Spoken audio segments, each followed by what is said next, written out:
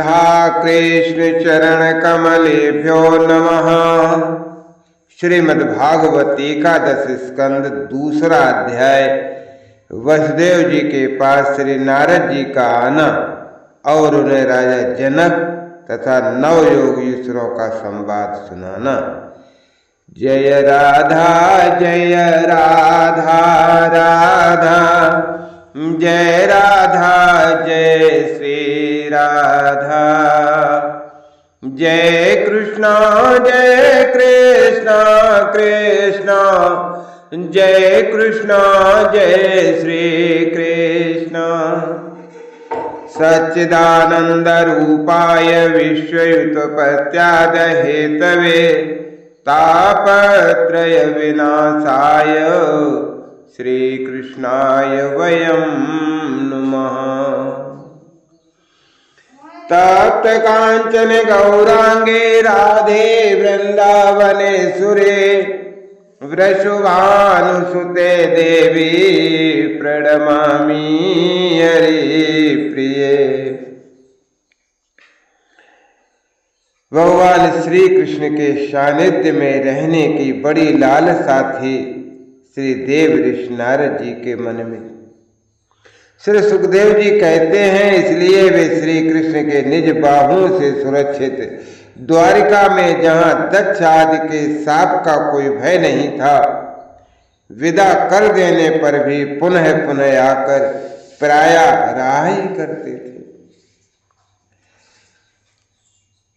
राजन, ऐसा कौन प्राणी है जिसे इंद्रियां तो प्राप्त हों और वो भगवान के ब्रह्मा आदि बड़े बड़े देवताओं के भी उपास्य चरण कमलों की दिव्य गंध, मधुर मकरंद रस, अलौकिक रूप माधुरी, सुकुमार स्पर्श और मंगलमय ध्वनि का सेवन करना न चाहे, क्योंकि ये बेचारा प्राणी सब ओर से मृत्यु से घिरा हुआ है। तमेकदा तु देव ऋषिं वसुदेवो ग्राहागतम् अर्चितं सुखमासीन मविवादिदमब्रवीत। एक दिन की बात है, देव ऋषि नारद वसुदेव जी के यहाँ पधारे। वसुदेव जी ने उनका अभिवादन किया तथा आराम से बैठ जाने पर विधि पूर्वक उनकी पूजा की और इसके बाद पुनः प्रणाम करके उनसे ये बात कही। श्री वसुदेव उवाच भगवन भवतो यात्रा स्वस्ते सर्वदेहिनां कृपणानां यथा पित्रोरुत्तम श्लोक वर्तमानाम्। वसुदेव जी ने कहा, संसार में माता पिता का आगमन पुत्रों के लिए और भगवान की ओर अग्रसर होने वाले साधु संतों का पदार्पण प्रपंच में उलझे हुए दीन दुखियों के लिए बड़ा ही सुखकर और बड़ा ही मंगलमय होता है। परंतु भगवान, आप तो स्वयं भगवानमय हैं, भगवत स्वरूप हैं। आपका चलना फिरना तो समस्त प्राणियों के कल्याण के लिए ही होता है। देवताओं के चरित्र भी कभी प्राणियों के लिए दुख के हेतु तो कभी सुख के हेतु बन जाते हैं, परंतु जो आप जैसे भगवत प्रेमी पुरुष हैं, जिनका हृदय प्राण जीवन सब कुछ भगवानमय हो गया है, उनकी तो प्रत्येक चेष्टा समस्त प्राणियों के लिए कल्याण के लिए ही होती है।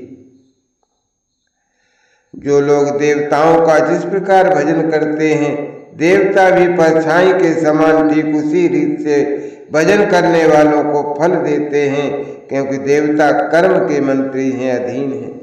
परंतु सत्पुरुष दीन वत्सल होते हैं, अर्थात जो सांसारिक संपत्ति एवं साधन से भी हीन है, उन्हें भी अपनाते हैं।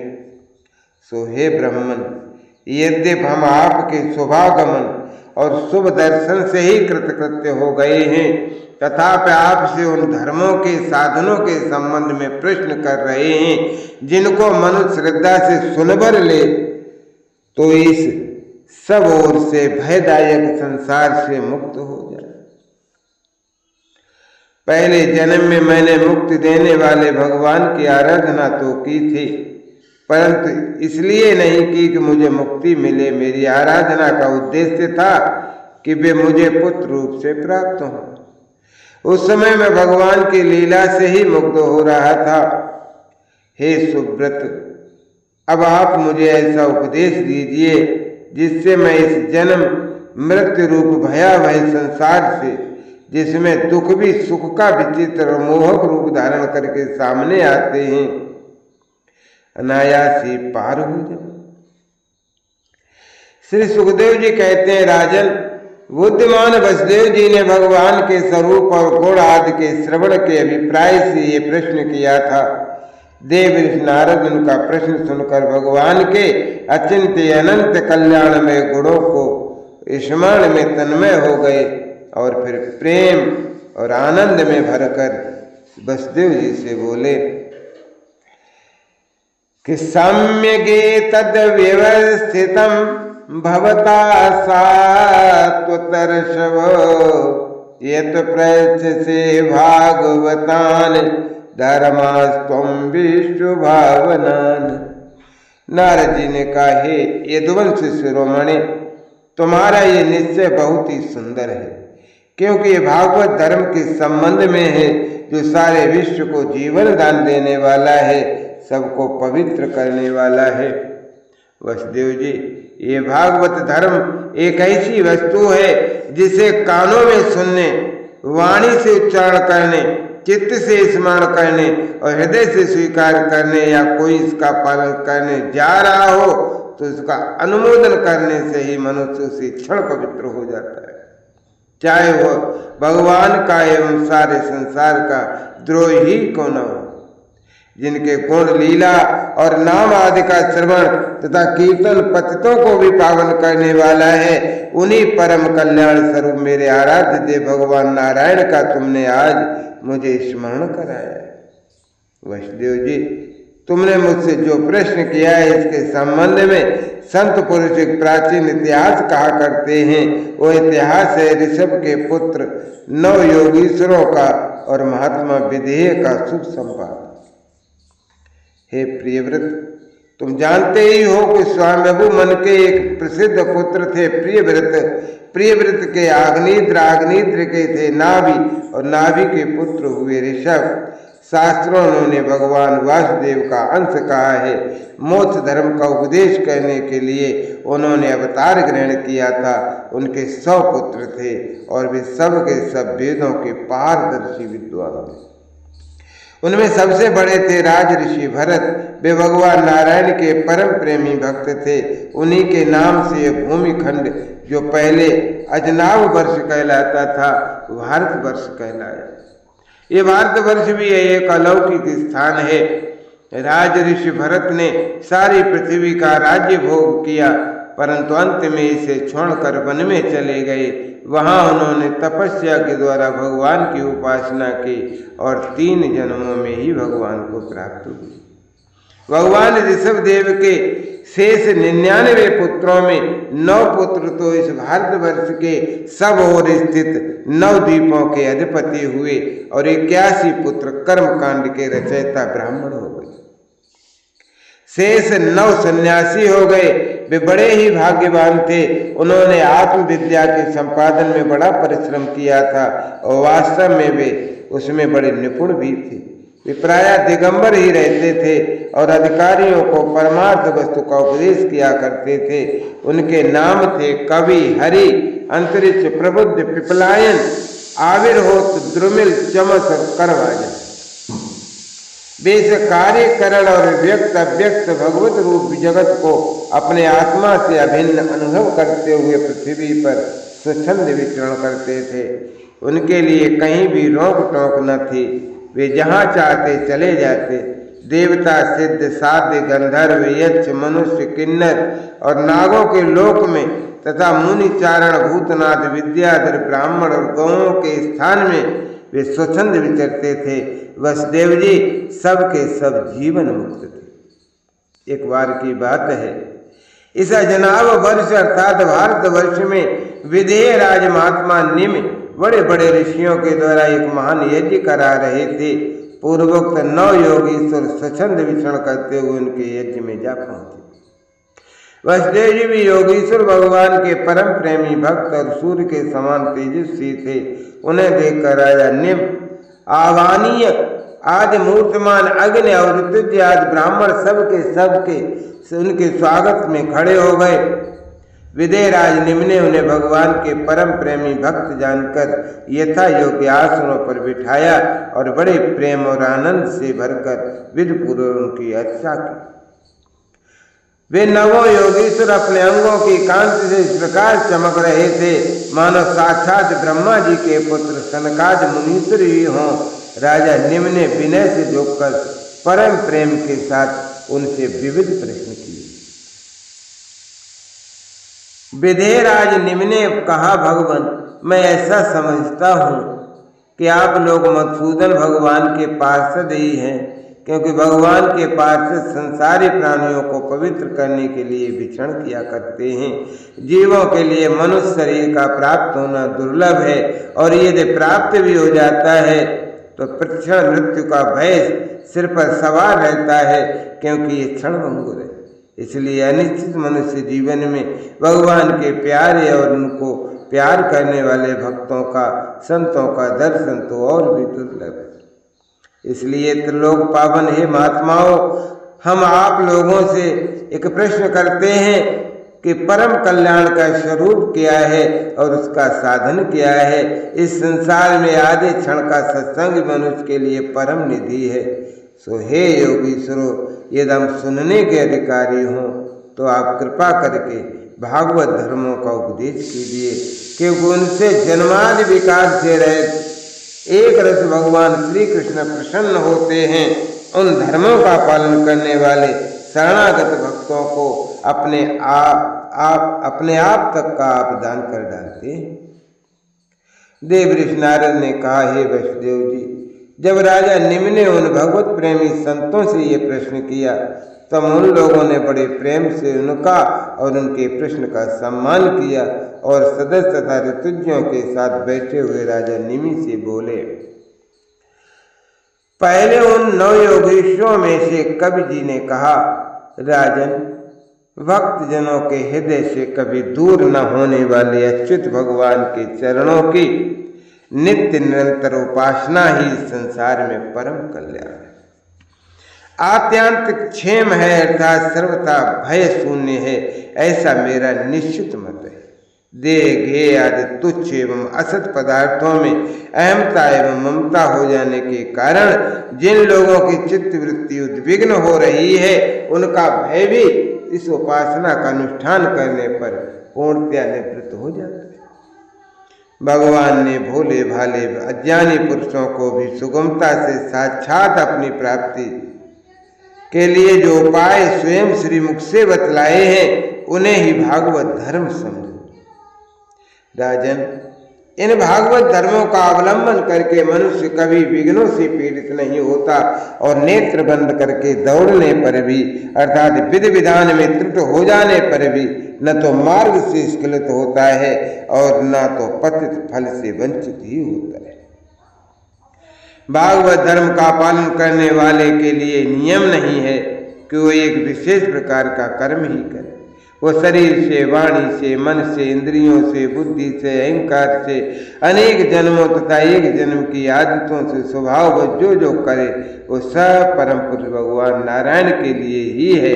इस भाव से उन्हें समर्पण कर दे, यही सरल से सरल और सीधा सा सीधा भागवत धर्म है।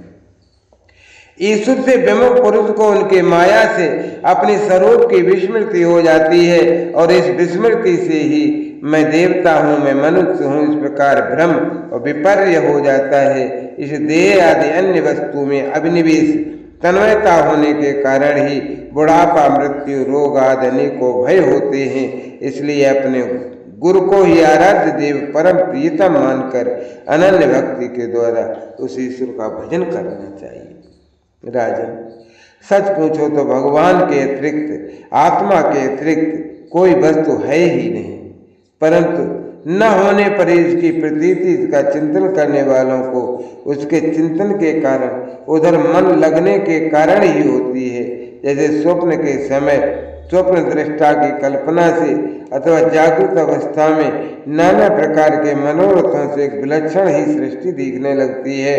इसलिए विचारपान पुरुष को चाहिए कि सांसारिक कर्मों के संबंध में संकल्प विकल्प करने वाले मन को रोक ले, कैद कर ले। बस ऐसा करते ही उसे अभय पद की, अपने परम पद की प्राप्ति हो जाएगी। संसार में भगवान के जन्म की और लीला की बहुत सी मंगलमयी कथाएं प्रसिद्ध हैं, उनको सुनते रहना चाहिए। उन गुणों और लीलाओं का स्मरण दिलाने वाले भगवान के बहुत से नाम भी प्रसिद्ध हैं। लाज संकोच छोड़कर उनका गान करना चाहिए। इस प्रकार किसी भी व्यक्ति, वस्तु और स्थान में आसक्ति न करके विचरण करते रहना चाहिए। जो इस प्रकार विशुद्ध व्रत नियम ले लेता है, उसके हृदय में अपने परम प्रियतम प्रभु के नाम कीर्तन से अनुराग प्रेम का अंकुर उग ही आता है। उसका चित्त द्रवित हो जाता है। अब वो साधारण लोगों की स्थिति से ऊपर उठ जाता है, लोगों की मान्यताओं धारणाओं से परे हो जाता है। दम्भ से नहीं, स्वभाव से ही मतवाला सा होकर कभी खिलखिलाकर हंसने लगता है, तो कभी फूट फूट कर रोने लगता है। कभी ऊंचे सुर से भगवान को पुकारने लगता है, तो कभी मधुर सुर से उनके गुणों का गान करने लगता है। कभी कभी जब वो अपने प्रियतम को अपने नेत्रों के सामने अनुभव करता है, तब उन्हें रिझाने के लिए नृत्य भी करने लगता है। राजन, ये आकाश, वायु, अग्नि, जल, पृथ्वी, ग्रह, नक्षत्र, प्राणी, दिशाएं, वृक्ष, वनस्पति, नदी, समुद्र, ये सब के सब भगवान के शरीर ही तो हैं। सभी रूपों में स्वयं भगवान साक्षात प्रकट हैं। ऐसा समझकर जो कोई भी उनके सामने आ जाता है, चाहे वो प्राणी हो अप्राणी हो, उसे अनन्य भाव से, भगवत भाव से प्रणाम करता है। जैसे भोजन करने वाले को प्रत्येक रात के साथ संतुष्टि होती है, तृप्ति होती है, पुष्टि होती है, क्षुधा निवृत्ति होती है, ये सब के सब कार्य साथ हो जाते हैं। वैसे ही जो मनुष्य भगवान की शरण लेकर उनका भजन करने लगता है, उसे भजन के प्रत्येक क्षण में भगवान के प्रति प्रेम, अपने प्रेमास्पद प्रभु के स्वरूप का अनुभव और उनके अतिरिक्त अन्य सब वस्तुओं वैराग्य, इन तीनों की एक साथ ही प्राप्ति हो जाती है। सो हे राजन, इस प्रकार जो प्रतिक्षण एक एक वृत्ति के द्वारा भगवान के चरण कमलों का ही भजन करता है, उसे भगवान के प्रति प्रेममयी भक्ति, संसार के प्रति वैराग्य और अपने प्रति भगवान के स्वरूप की स्फूर्ति, ये सब अवश्य ही प्राप्त होते हैं। वह भागवत हो जाता है, और जब ये सब प्राप्त हो जाते हैं, तब वो स्वयं परम शांति का अनुभव करने लगता है। राजा निम्न ने पूछा, हे योगीश्वर, अब आप कृपा करके भगवत भक्त का लक्षण वर्णन करिए। उसके क्या धर्म है और कैसा स्वभाव होता है, वो मनुष्यों के साथ व्यवहार करते समय कैसा आचरण करता है, क्या बोलता है, और किन किन लक्षणों के कारण भगवान का प्यारा होता है। अब नौ योगीश्वरों में से दूसरे हरि जी बोले कि राजन, आत्मस्वरूप भगवान समस्त प्राणियों में आत्मा रूप से, नियंता रूप से स्थित हैं, जो कहीं भी न्यूनाधिकता न देखकर सर्वत्र परिपूर्ण भगवत सत्ता को ही देखता है, और साथ ही समस्त प्राणी, समस्त पदार्थ आत्मस्वरूप भगवान में ही आदेय रूप से अथवा अध्यस्त रूप से ही स्थित हैं, अर्थात वास्तव में भगवत स्वरूप ही हैं। इस प्रकार जिसका अनुभव है, ऐसी जिसकी सिद्ध दृष्टि है, उसे भगवान का परम प्रेमी उत्तम भागवत समझना चाहिए। जो भगवान से प्रेम, उनके भक्तों से मित्रता, दुखी और अज्ञानियों पर कृपा और भगवान से द्वेष करने वालों की उपेक्षा करता है, वो मध्यम कोटि का भागवत। और जो भगवान के अच्छा विग्रह, मूर्ति आदि की पूजा तो श्रद्धा से करता है, परंतु भगवान के भक्तों और दूसरे लोगों की विशेष सेवा शुश्रूषा नहीं करता, वो साधारण श्रेणी का भक्त है। जो श्रोत्र नेत्र आदि इंद्रियों के द्वारा शब्द रूप आदि विषयों को ग्रहण तो करता है, परंतु अपनी इच्छा के प्रतिकूल विषयों से द्वेष नहीं करता और अनुकूल विषयों के मिलने पर हर्षित नहीं होता, उसकी ये दृष्टि बनी रहती है कि सब हमारे भगवान की माया है और वह पुरुष उत्तम भागवत है। संसार के धर्म है जन्म मृत्यु भूख प्यास श्रम कष्ट भय और तृष्णा, ये संसार के गुण हैं, संसार के धर्म हैं, संसार का स्वभाव है। ये क्रम से शरीर प्राण इंद्रिय मन बुद्धि को प्राप्त होते ही रहते हैं। जो पुरुष भगवान की स्मृति में इतना तन्मय रहता है कि इनके बार बार होते जाते रहने पर भी उनसे न तो मोहित होता है पराभूत नहीं होता, उत्तम भागवत है।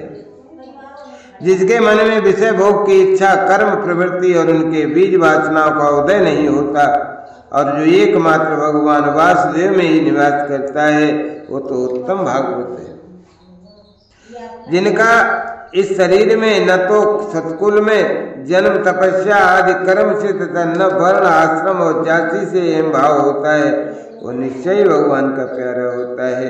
जो धन संपत्ति का शरीर आदि में ये अपना है और ये पराया, इस प्रकार भेदभाव नहीं रखता, समस्त पदार्थों में सम स्वरूप परमात्मा को देखता रहता है, संभाव रखता है तथा किसी भी घटना अथवा संकल्प से विक्षिप्त न होकर शांत रहता है, जो भगवान का उत्तम भक्त। राजन, बड़े बड़े देवता तथा ऋषि मुनि भी अपने अंतःकरण को भगवानमय बनाते हुए जिन्हें ढूंढते रहते हैं, भगवान के ऐसे चरण कमलों से आधे क्षण आधे पल के लिए भी जो नहीं हटता, निरंतर उन चरणों को सन्निधि और सेवा में संलग्न रहता है, यहाँ तक कि कोई उसे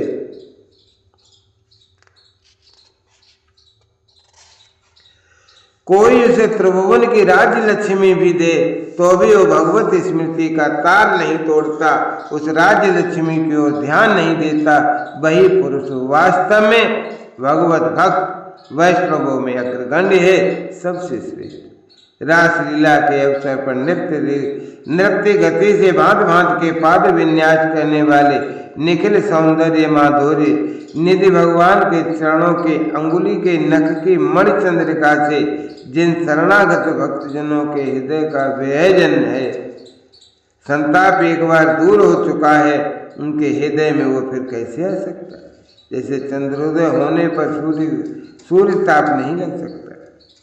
विवशता से नामोच्चारण करने पर भी संपूर्ण अघरासी को नष्ट कर देने वाले अरे स्वयं भगवान श्री हरि जिसके हृदय को क्षण भर के लिए भी नहीं छोड़ते हैं, क्योंकि उसने प्रेम की रस्सी से उनके चरण कमलों को बांध रखा है। वास्तव में ऐसा पुरुष ही भगवान के भक्तों में प्रधान है। ओम इति श्रीमद्भागवते महापुराणे पारमहंस्यां संहितायां एकादश स्कंधे द्वितीयो अध्यायः। जय राधा राधा जय राधा जय श्री राधा। जय कृष्ण कृष्ण जय कृष्ण जय श्री कृष्ण।